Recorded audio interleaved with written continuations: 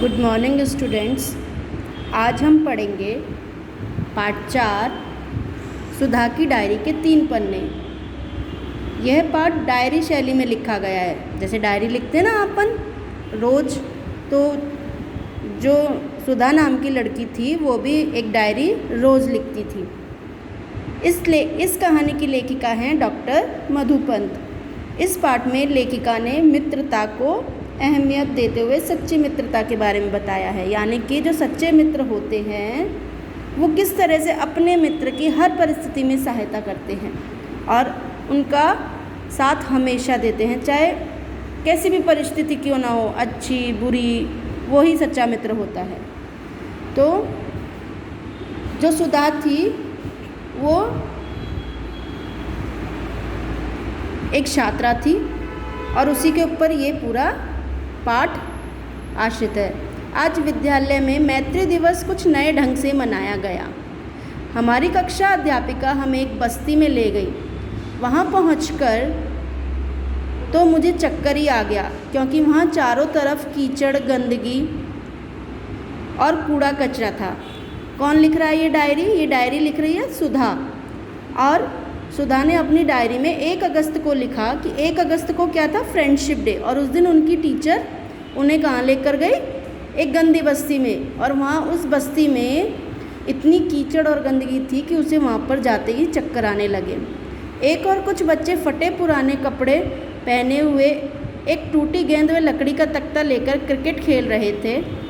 कुछ लड़कियाँ अपने छोटे भाई बहनों को खिला रही थीं, कुछ घर साफ कर रही थी, तो कुछ लकड़ी का चूल्हा जलाने की कोशिश में अपनी आंखों को धुएं में लाल कर बैठी थी। कुछ बूढ़ी महिलाएं पानी के नल के पास अपने अपने बर्तनों की लाइन लगाए नगर पालिका के पानी के आने की बाट जो रही थी आने के इंतज़ार कर रही थी कि कब नगर पालिका का पानी आए और कब हम अपना पानी भरें।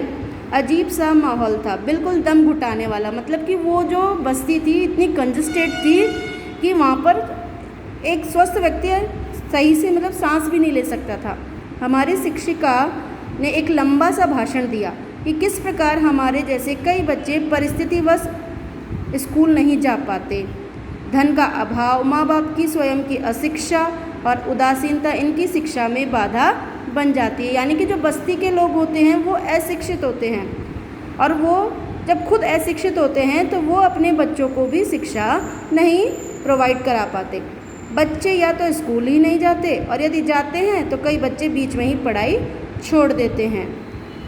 आज इस मैत्री दिवस के अवसर पर मैं तुम्हें यहाँ इसलिए लाई हूँ कि तुम इनमें से एक नया मित्र बनाकर उसे पढ़ने लिखने के लाभ के बारे में समझाकर स्कूल में पढ़ने के लिए तैयार कर सको। यानी कि जब वो टीचर उन बच्चों को उस बस्ती में ले गई, उसका मकसद सिर्फ उसका जो मकसद या फिर उसका जो इरादा सिर्फ इतना ही था कि जो बच्चे स्कूल से उस बस्ती में जा रहे हैं वो वहाँ उन बस्ती के बच्चों को प्रोत्साहित करें, मोटिवेट करें पढ़ाई लिखाई के लिए कि तुम भी स्कूल जाओ और शिक्षित बनो। इनमें से कोई मेरा मित्र कैसे हो सकता था? मैंने सोचा। किसने सोचा? सुधा ने।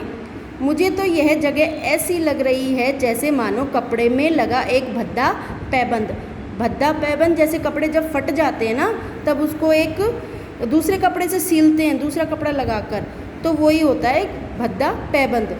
तभी एक लड़की जिसकी आंखें धुएं से लाल थी मेरे पास आकर बोली, क्या तुम लोग स्कूल से आए हो? तुम्हारी मास्टरनी जी मैत्री दिवस की बात कर रही हैं। मैत्री दिवस, फ्रेंडशिप डे। क्या मित्रता का कोई एक खास दिन होता है? मुझे बनाओगी अपना मित्र? मेरा नाम सुरसती है। तो सुधा के पास एक लड़की आती है जिसका नाम होता है सुरसती, और वो उससे अपना मित्र बनाने की बात कहती है।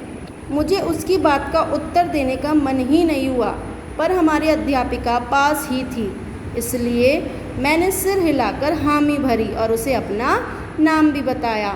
हामी यानी हाँ भर दी। लेकिन किस लिए हाँ भरी? क्योंकि उनकी अध्यापिका उनके पास थी, इस कारण सुधा ने उससे हाँ भर दी। मेरी हाँ सुनते ही उसकी आंखों में चमक आ गई। उसने पूरी बत्तीसी दिखाकर, बत्तीसी यानी दांत खिलखिलाकर दोस्ती स्वीकार करते हुए कहा, मेरा नाम याद रखना सुधा जी। सुरसती कुछ अजीब सा नाम था उसका, और कुछ अजीब सी ही थी मेरी नई दोस्त भी। डियर स्टूडेंट्स, आज हम इतना ही रीड करेंगे और जो बचा हुआ है वो हम फिर कल रीड करेंगे। Okay, bye.